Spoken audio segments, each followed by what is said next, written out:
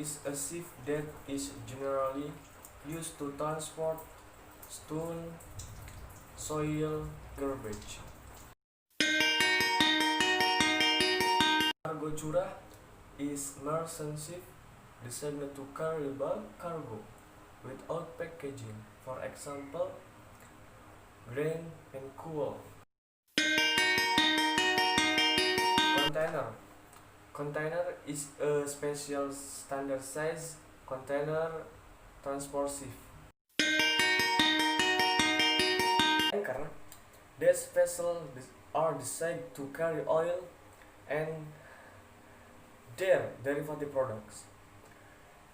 These types of vessels include chemical tankers and LNG carriers. Ferry is a short distance transport ship. Ferries have an important role in the transportation system.